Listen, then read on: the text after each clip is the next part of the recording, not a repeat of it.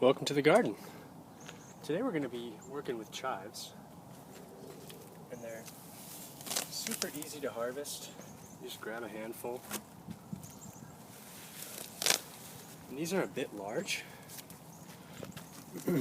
They tend to be a little bit better for culinary purposes when they're younger, but by harvesting a whole bunch, we're actually going to promote new growth again. And they'll be just as tender as they were as the first ones in spring.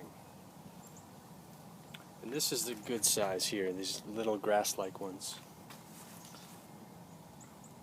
And they're going to go to flower, and they produce these tiny black seeds. But if you don't want them to flower, you just want to harvest the greens, you can just cut them back, and then you'll get nice young shoots again like these. And these are perfect for little dishes. And if you're just going to do a little batch, you just want to wad them up like this and then grab your scissors and cut them down. And it's super quick, super easy. They're a great garnish on foods. But today we're going to do a whole bunch in a chive butter. So we've got a huge heap here, and I'm just going to make a slice and then double these up in a big wad like this. That way they're really easy to process down. And they're quite fibrous, so you really want them thin.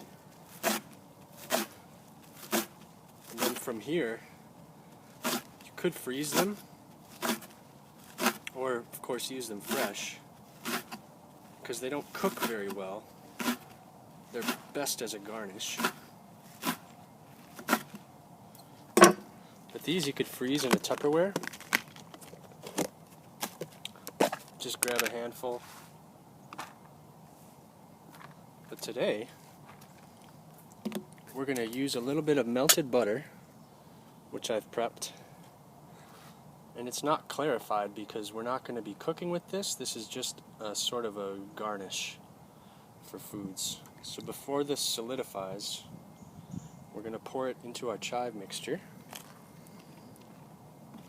I'm just going to mix this in so that the butter is really just soaked into the chives. And then when this solidifies, you can cut off little pieces.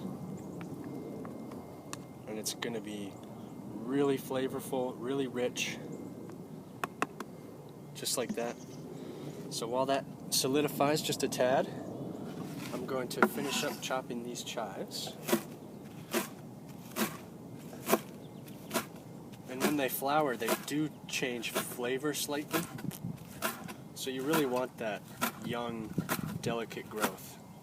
So periodically you can just go through all your old chives and just cut them all the way back.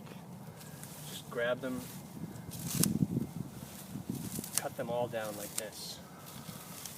And these, you don't have to eat them, you can discard them. And then the young shoots like this will come up, and they're just tender and delicious. And you can do that 5 or 6 times even in the season. So the rest we're just going to freeze as is. And these are going to be a great garnish, and we'll have access to them all winter. And then next spring they come up. And if you've planted seeds, you're going to have young little plants like this. They look like grass. And you can split them up into individual bulbs and then plant these out, just like we've done here. And you just get rows and rows of beautiful chives. And we've got more than we could ever use.